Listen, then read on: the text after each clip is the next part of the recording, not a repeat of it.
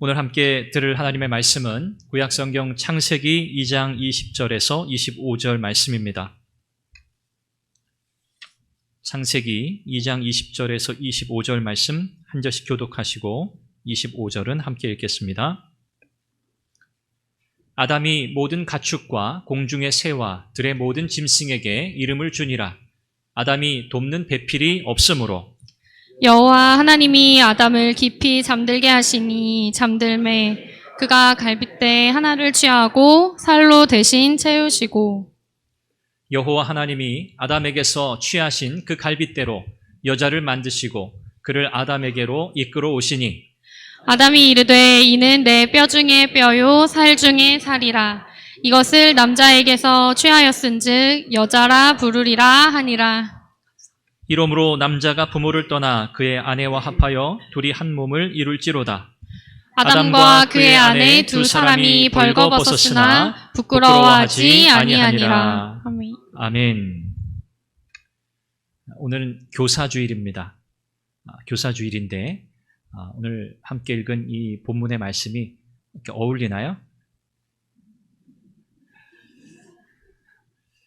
굳이 막 연결고리를 찾으려고 애쓰지 않으셔도 돼요. 오늘 제가 이 시간에 나누려는 말씀은 우리 교사들에게 해당되는 교사와 관련된 그 주제의 말씀이 아니고요. 사실은 우리 부부를 향한 말씀입니다. 오후 시간 우리 교사 헌신 예배가 있기 때문에 우리 교사들께 또 드리고 싶은 또 나누고 싶은 말씀은 오후 시간에 전하도록 하겠습니다. 오늘 이 시간에는 하나님께서 특별히 제정하신 이 결혼, 부부, 그 관계의 의미를 여러분들과 나눠보려고 합니다. 제가 작년에도 이 교사주일 이 오전 예배 설교 때에는 부부에 관한, 결혼에 관한 메시지를 나누었는데요. 올해도 마찬가지로 그 말씀을 나누려고 합니다. 오늘은 여러분 아마 달력에서 보신 분들 계시겠지만 달력에 빨간 글씨로 뭐뭐뭐 날 이렇게 적혀 있습니다. 혹시 기억하세요? 네. 부부의 날 이렇게 달력에 표기가 되어 있습니다. 우리나라에서 2007년에 이 부부의 날을 법정 부부의 날 기념일로 제정을 해서 지금까지 이어지고 있습니다. 여기 계신 대부분 우리 성도님들이 결혼하셔서 가정을 이루셨고 또 이 자리에 함께 예배하는 우리 청소년들 그들은 이제 또 믿음의 가정을 이루어야 하는 우리 자녀들이니까요. 오늘 이 결혼에 관한 이 말씀이 우리 모두에게 또 은혜가 되고 또 지침이 되는 그런 시간이 되면 좋겠습니다. 결혼, 이것은 하나님이 디자인하신 하나님의 아이디어입니다. 사람이 만들어낸 어떤 이벤트가 아니고 태초부터 하나님께서 정하신 하나님의 생각이라는 거죠. 하나님께서 왜 결혼이라고 하는 이 제도를 만드셨는가? 이것은 삼위일체 하나님 안에 서로의 그 관계성 속에서 서로를 사랑하시고 또 서로를 즐거워하시는 그 하나님, 거룩하신 하나님의 그 신비로운 관계를 드러내 보이시려고 하나님은 이 결혼이라고 하는 제도를 제정하셨습니다. 이 결혼의 가장 중요한 본질은 무엇이냐 하면 이것이 바로 하나님의 언약이라고 하는 사실에 있습니다. 결혼은 엄중한 언약입니다. 우리가 결혼을 할 때 결혼식 가운데 서로 서약하는 시간이 있지 않습니까? 이것은 모든 결혼식에 다 적용이 되고 있습니다. 신자건 불신자건 간에 이 결혼 안에는 분명한 서약이 있지요. 결혼은 서로를 묶어주는 약속이기 때문에 그렇습니다. 이 결혼은 어떤 사무적인 어떤 계약이 아닙니다. 서로 이익이 되는 한에서만 그 계약을 유지하는 그런 계약 관계가 아니라는 거죠. 또 그저 감정에 이끌린 어떤 충동적인 그런 맹세도 아닙니다. 이 결혼의 언약이라고 하는 것은 육체적인 면, 정서적인 면, 또 재정적인 면, 영적인 면, 모든 측면, 모든 삶 전체를 서로에게 주는 약속이라고 할 수 있습니다. 이 약속 안에는 서로를 신뢰하고 자신의 연약한 면까지도 다 드러내 보이면서 서로를 인정하고 받아들이고 친밀한 관계를 이어가겠다라고 하는 그 약속이 담겨 있고, 또 하나님께서 특별히 성도의 결혼 안에 이 일이 가능하도록 하나님의 은혜를 담아 두셨습니다. 이것이 바로 결혼의 본질이죠. 감정이 오르락 내리락 하고, 또 남편과 아내 각자의 마음에 자리 잡은 이기적인 자기중심적인 그런 태도에도 불구하고, 이 결혼의 서약이라고 하는 것은 세월이 흘러갈수록 더욱 깊은 사랑을 낳는 관계로 이끌어가는 매우 중요한 하나님의 은혜의 장치라고 할 수 있습니다. 결혼 생활에는 다양한 책임과 과제가 따르죠. 남편이든 아내든 두 사람 모두 다 세월이 흘러가면서 인생의 변화를 맞이하게 됩니다. 아마 여러분들 이따금 남편이 또 아내가 낯선 사람처럼 느껴질 때 있으시죠? 없으시군요. 그래서 이 결혼 생활이라고 하는 것은요, 시간이 지날수록 더 낯설어지는 것 같습니다. 그래서 배우자를 더 알고 사랑하는 방법을 세월이 지날수록 더 실천해야 하는 거죠. 팀 켈러 목사님이 이런 표현을 했습니다. 이렇게 세월이 갈수록 점점 낯설어지는 배우자를 끝까지 진실하게 사랑하기 위해서 우리가 어떻게 해야 좋을까? 세 가지를 제안을 했는데, 첫째는 늘 서로에게 진실을 말하라. 두 번째는 배우자가 매우 소중히 여길 만한 특정한 표현, 수단이나 사랑의 언어를 사용해라. 세 번째는 회개하고 용서하고 화해함으로써 서로에게 은혜를 베풀라. 이 세 가지 실천적인 면을 우리에게 제안합니다. 남녀, 성별의 차이도 사실은 굉장히 큰 차이입니다. 성별이 다른, 나와 다른 누군가를 사랑한다는 것, 이것은 한편으로 큰 기쁨이죠. 그런데 하지만 또 참 고된 일이기도 합니다. 성별의 차이를 뛰어넘는 그 사랑 안에는 많은 인내, 이해심, 겸손, 그리고 사랑이 필요하기 때문입니다. 오늘 성경은 우리에게 중요한 결혼에 관한 중요한 두 가지를 말씀해 줍니다. 물론 그 이외에도 더 많은 메시지들이 담겨져 있지만 오늘 저는 두 가지 여러분들과 나누려고 합니다. 첫째, 우리가 결혼과 관련해서 기억해야 할 중요한 사실은 말씀드린 것처럼 결혼은 언약이다라는 사실이죠. 오늘 본문은 인류 최초의 결혼식 장면이라고 할 수 있습니다. 마치 하나님께서 신부의 아버지가 되어서 신랑에게로 신부를 이끌어 오는 그 장면을 우리는 보게 됩니다. 아버지처럼 여자를 남자에게로 데려오시죠. 이 결혼의 언약 관계를 가장 잘 표현해주는 그 단어는 본문 24절에 기록된 합하여라고 하는 단어입니다. 24절 말씀 이렇습니다. 이러므로 남자가 부모를 떠나 그의 아내와 합하여 둘이 한 몸을 이룰지로다. 여기 합하여라고 하는 이 단어가 쓰여졌는데요. 이 단어는 히브리어로 나바크라고 하는 단어입니다. 이 단어는 구속력이 있는 언약의 관계를 뜻하는 단어입니다. 그냥 뭐 지켜도 되고 그냥 안 지켜도 되는 상황에 따라 형편에 따라 깨도 상관없는 그런 약속 관계가 아니고요. 서로에게 구속력이 있는 이 약속의 관계를 나바크라고 하는 히브리 단어가 표현하고 있어요. 이 나바크라고 하는 이 단어의 그 문자적 의미는 뭐냐면 딱 달라붙는다 그런 뜻입니다. 밀착한다 그런 뜻이에요. 공간 없이 여유 없이 딱 들러붙어 있는 그 상태, 이것을 나바크, 합하여라고 표현하고 있습니다. 이 언약의 중요성은 평생의 언약이라는 데 있습니다. 평생의 언약. 그래서 우리가 결혼식 서약할 때, 요즘에는 좀 서약의 내용이 바뀌기도 했습니다만 예전에 결혼식 우리 서약하실 때 여러분 뭐 서약의 내용이 다 기억나진 않으실 거예요. 그렇죠? 그래도 몇몇 인상적인 표현들이 기억나실 겁니다. 어떤 표현들 기억나세요? 야, 뭐 어찌됐든 잘 살아라. 그렇죠. 네, 검은 머리, 네, 파뿌리. 파뿌리는 왜 파뿌리죠?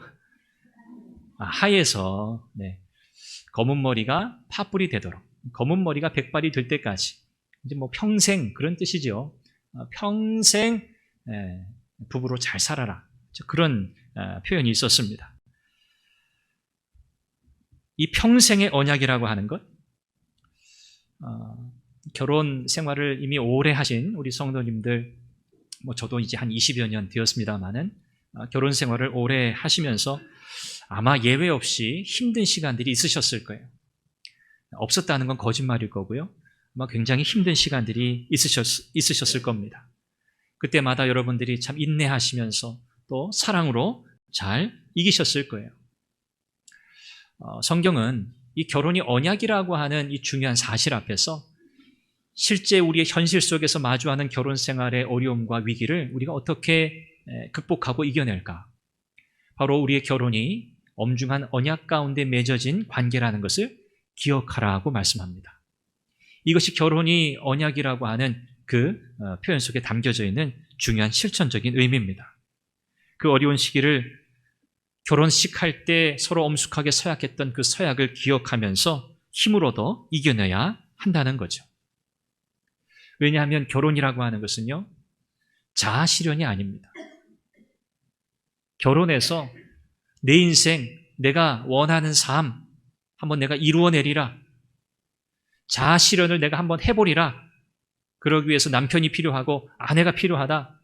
그렇게 맺어진 관계가 결혼이 아니라는 거죠. 결혼은 뭡니까? 자아 실현이 아니라 서로에게 자신을 내어주는 것이기 때문에 그렇습니다. 이 서약에 대한 결심이 흔들릴 때 있습니다. 그때 오늘 저와 여러분들은 어떻게 해야 할까요? 우리 주님께서 흔들림 없이 십자가에서 나를 위해 죽기까지 하셨다는 사실을 기억하는 겁니다. 뭐 그게 무슨 상관입니까? 그렇게 물으실 수 있습니다. 그러나 오늘 우리의 삶, 성도의 삶, 우리의 인생은 예수 그리스도의 십자가 그 구속의 은혜에서 벗어난 것이 하나도 없습니다. 그것이 우리의 일상에 매우 소소한 일일지라도 우리 주님의 십자가 그 은혜가 덮지 못할 일은 아무것도 없기 때문에 그렇습니다. 오늘 우리가 살아가고 있는 시대에는 이 결혼의 이 합법성 그리고 이 언약의 의미를 그렇게 중요하게 여기지 않는 것 같습니다. 혼인신고, 이것도 그냥 종이 한 장에 불과하다 그렇게 여기는 사람들이 너무나 많습니다. 그게 그렇게 중요한가? 결혼 서약, 혼인신고, 그게 그렇게 중요해? 지금 그냥 우리가 서로 이렇게 좋아하고 서로 즐겁고 그러면 되는 거지 그렇게까지 할 필요가 있을까? 라고 말하는 그런 시대입니다. 그러나 성경은 우리에게 결혼이 언약이라고 하는 의미를 지속적으로 가르치면서 정말 사랑한다는 것의 의미가 무엇인지 분명히 말씀해요. 육체적으로뿐만 아니라 정신적으로, 법적으로, 또 사회적으로, 경제적인 모든 면에서 결혼은 서로에게 자신을 주는 일이기 때문에 결혼의 언약 안에서, 이 언약의 관계 안에서 이러한 일들이 일어난다고 성경은 말씀하고 있습니다. 이 언약의 관계 안에서 하나님은 남편과 아내가 맑은 날이나 굳은 날이나 좋을 때나 나쁠 때나 서로에게 성실한 친구로 충실한 배우자가 되는 법을 배우게 하시는 거죠. 완성이 아닙니다. 완성은 없어요. 이 결혼 관계 안에서 우리는 끝까지 배워가는 거죠. 이것이 결혼이 언약이라고 하는 이 표현 속에 담겨져 있는 의미라고 할 수 있습니다. 두 번째는 결혼은 하나님의 신비인데 서로의 다름을 이해하고 용납하고 하나를 이루는 놀라운 일이라고 성경은 가르칩니다. 하나님께서 아담의 옆구리에서 갈빗대 하나를 취하셨죠. 그리고 그 갈빗대로 여자를 만드셨습니다. 이 과정은 대단히 신비롭죠. 여자의 존재의 본질이 무엇인가를 보여주기 때문에 그렇습니다. 여자는 남자와 동일한 특성을 가집니다. 이것이 아담의 갈빗대에서 여자를 만드셨다는 것의 첫 번째 의미입니다. 여자는 남자와 동일한 특성을 가져요. 그런데 특별한 게 있습니다. 남자에게서 사라진 것을 소유하는 존재. 그것이 바로 여자입니다. 남자에게서 사라진 것. 갈빗대 하나가 없어졌잖아요. 남자에게서 없어진 것을 가진 존재가 바로 여자예요. 그래서 특별한 거죠. 오늘 본문 20절에 보면 여자를 가리켜서 돕는 배필이라 그렇게 표현했습니다. 돕는 배필. 이 돕는 배필이라고 하는 이 히브리 이 원어의 의미가 굉장히 특별하고 중요합니다.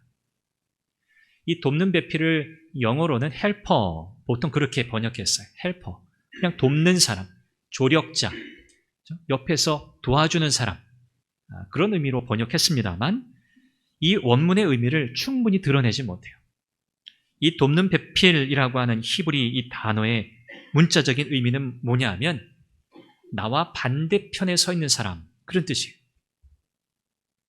그 단어의 뉘앙스를 조금 더 의미에 가깝게 표현하면 나와 반대편에 있는 사람, 그런 뜻이에요. 전혀 의미가 다르게 다가오죠. 돕는 사람이 어떻게 나랑 반대편에 있는 사람이에요. 내 편에 있는 사람이 나를 돕는 사람이잖아요. 그런데 이 돕는 배필이라고 하는 이 단어의 의미는 반대편에 서 있는 사람, 그런 뜻이에요. 이 돕는 배필의 의미는 그래서 우리가 이렇게 이해할 수 있어요. 같으면서도 정반대인, 같으면서도 다른, 그게 누구라고요? 돕는 배필이에요. 남자와 여자는 같기도 하면서 같지 않습니다. 서로 존재론적으로 동등합니다. 그런데 심히 다릅니다. 여자에게는 남자가 가지고 있지 않은 능력이 있어요. 남자를 보완해주고 보충해주는 능력이에요. 그 반대도 마찬가지입니다. 남자에게는 여자가 가지고 있지 않은 보완하고 보충하는 능력이 있습니다. 그래서 남자는 남자대로, 여자는 여자대로 서로 상대방이 복제할 수 없는 능력, 독특함, 아름다움을 가지고 있다는 거예요.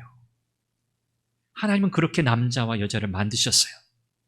그렇게 남자와 여자가 서로를 필요로 하는 존재가 되도록 만드셨어요. 그래서 이 결혼의 탁월함이라고 하는 것은요, 남자와 여자, 남성과 여성 두 사람이 함께 있을 때만 유효하게 발휘되는 거예요. 이것이 결혼이고 남자와 여자의 결합을 통해서 하나님께서 의도하신 바예요. 요즘 이 시대에 참 위험한 일들이 많이 일어납니다. 동성 간의 결혼, 이것을 인정하자, 동성 결혼을 인정하려고 하는 법을 만들려고 지금 시도하고 있어요. 어디서요? 대한민국에서. 이미 동성 결혼을 합법화한 나라들이 굉장히 많습니다. 이제 우리도 그것을 따라가려고 해요. 그 결과가 어떠할지를 알지 못해요, 사람들은. 성경은 분명히 말씀해요. 결혼, 그것은 남성과 여성의 결합이어야 해요. 동성의 결혼을 결혼이라고 말하지 않아요. 동성 간의 결합은 결혼이 아니에요. 남성과 여성, 하나님이 창조하신 본래의 성의 질서를 따라서 결합하는 것, 이것이 결혼이에요. 남성과 여성의 결합이어야만 하나님께서 의도하신 결혼의 의미, 목적이 성취돼요. 여러분, 이 사실은 물러설 수 없는 진리입니다. 타협할 수 없는 진리입니다. 지금 이런 일들을 법제화하려고 하는 이런 시도들에 대해서 여러분들이 모른 척 하시면 안 돼요. 적극적으로 여러분들이 반대의 목소리를 내셔야 돼요. 이런 일들에 대해서 반대 의견을 또 국회에 접수하고 의견을 표현하는 이런 통로들이 마련되어 있습니다. 여기 참여해서 예배하는 우리 청소년들, 여러분들이 이 사실을 잘 기억하셔야 돼요. 학교 교육 과정에서도 이제는 이런 일들을 공공연하게 가르치고 이것을 교과서 안에 넣으려고 굉장히 애쓰고 있습니다.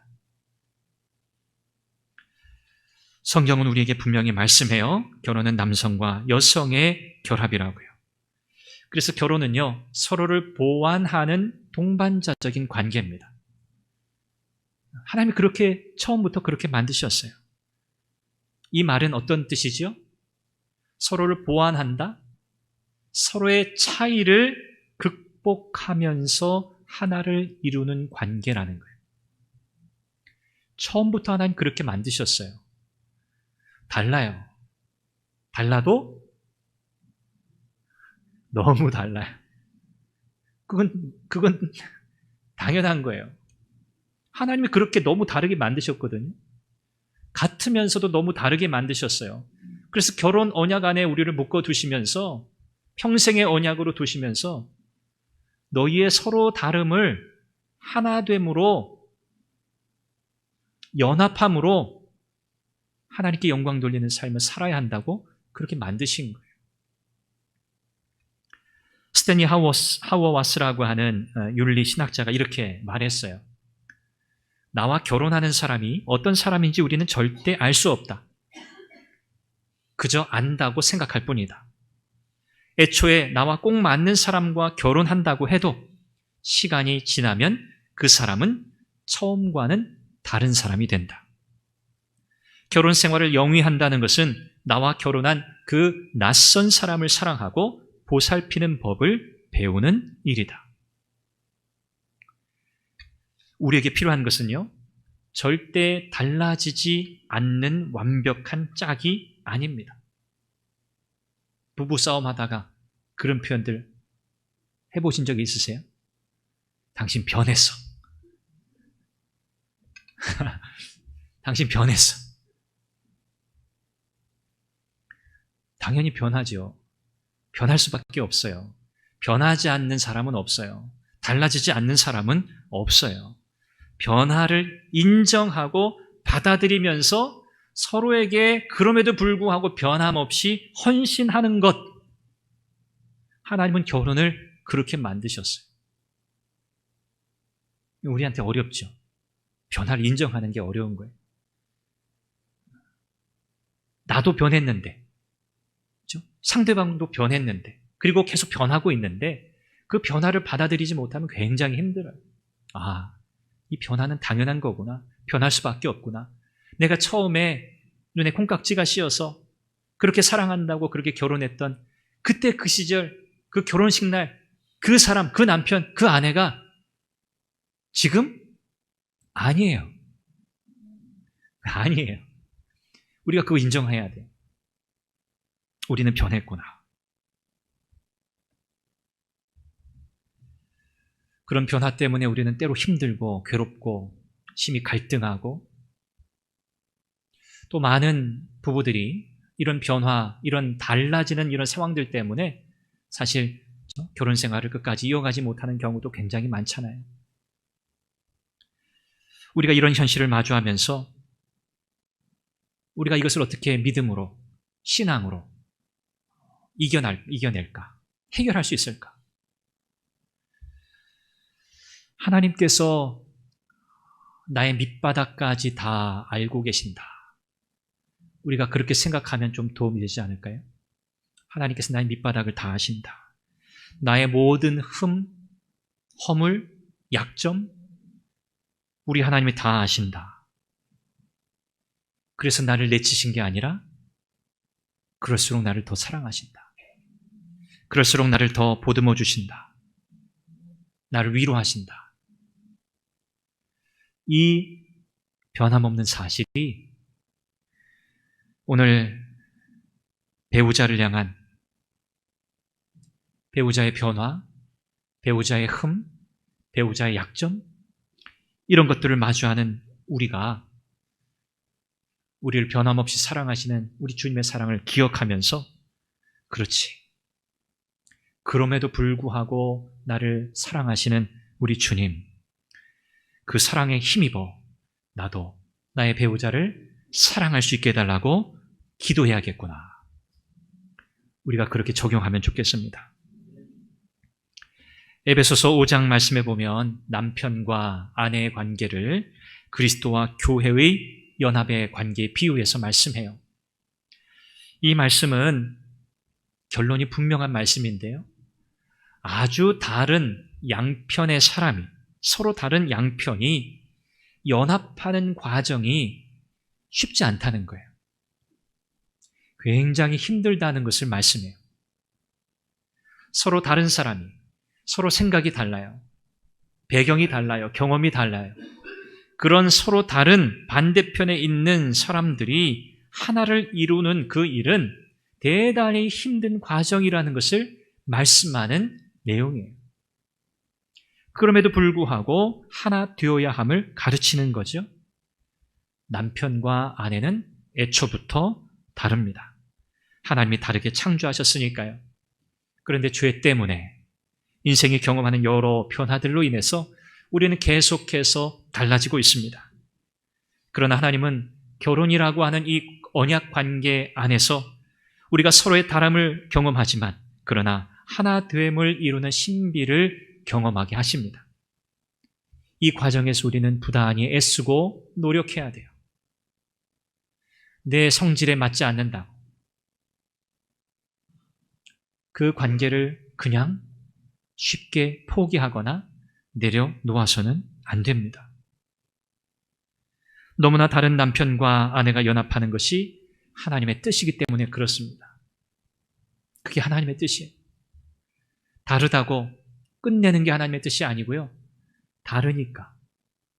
그래서 하나 되라고 하나님의 은혜를 의지해서 하나됨을 이루어가는 인생 살아가라고 하나님께서 결혼이라고 하는 이 언약 관계에 우리를 두셨다는 것을 우리가 기억해야 합니다. 하나님이 그걸 기뻐하세요. 너무 힘든데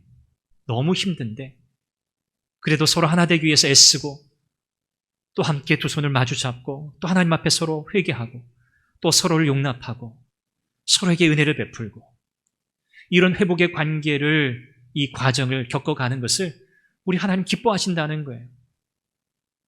그게 자연스러운 거거든요, 사실은. 그래서 오늘 우리 모든 아내, 남편 되신 분들은 이렇게 기도하면 좋겠습니다. 하나님, 우리는 너무 다릅니다. 그럼에도 불구하고 함께 조화를 이루어 가는 것이 하나님의 뜻이기에 서로를 의지하면서 서로를 용납하고 서로의 다름을 오히려 귀한 것으로 여기며 살아갈 수 있는 지혜를 주옵소서. 세월이 지나면서 서로에게 나타나는 그 변화들 하나님 인정할 수 있게 해주세요. 서로 받아들일 수 있게 해주세요. 그와 동시에 여전히 서로에게 변함없이 헌신할 수 있게 해주세요. 이것이 모든 우리 부부에게 주어진 기도의 제목이라고 저는 생각합니다. 하나님께서 은혜 가운데 이루어 주신 복된 가정, 남편으로 아내로 서로를 깊이 신뢰하고 존중하고 격려하고 배려하고 하나님께서 기뻐하시는 하나됨을 이루어 가시는 은혜가 있으시기를 바랍니다. 우리에게는 기회가 그렇게 많지 않을 수도 있다. 문득 그런 생각을 하게 됩니다. 시간은 물리적으로 흘러갑니다. 우리가 거스를 수 없는 시간은 그냥 흘러갑니다. 그러나 그렇게 속절없이 흘러가는 그 시간 속에서 우리에게는 의미 있는 시간을 잡을 수 있는 기회가 주어졌습니다. 그 기회는 돈을 주고 사는 것과 같아요. 세월을 아끼라. 제가 금요 기도회 때 나누었던 말씀이죠. 세월을 아끼라. 아끼라는 그 단어가 돈을 주고 그 시간을 사라는 거거든요. 그 시간을 의미 있는 시간으로, 가치 있는 시간으로 너의 것으로 삼으라는 거거든요. 특별히 우리 부부 관계에 있어서 여러분 꼭 기회를 사시기를 바랍니다.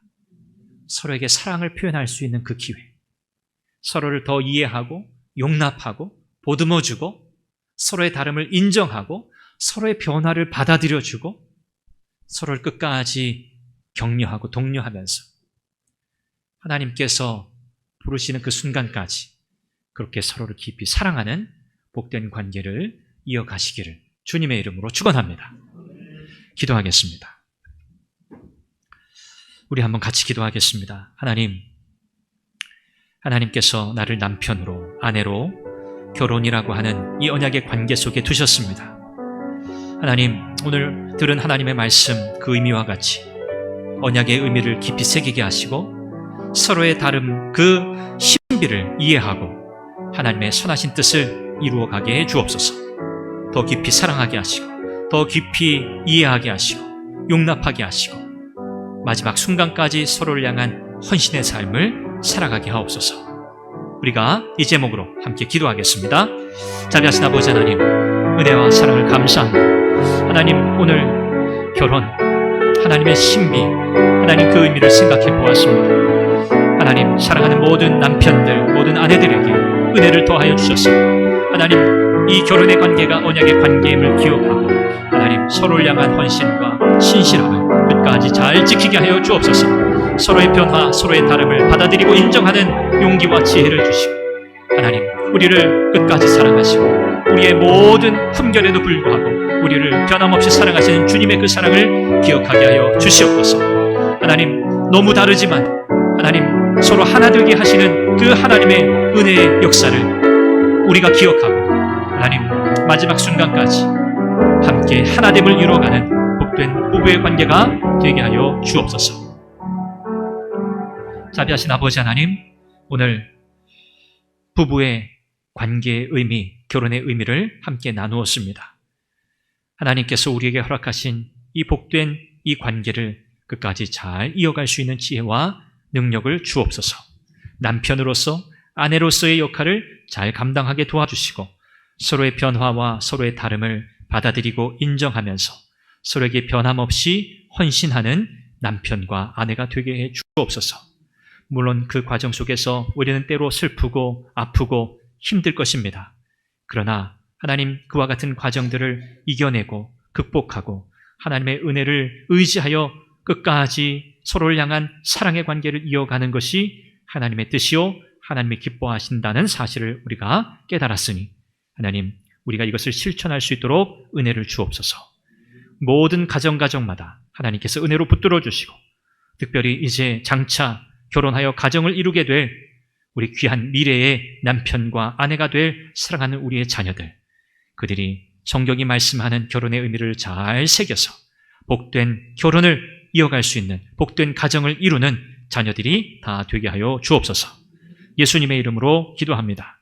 아멘.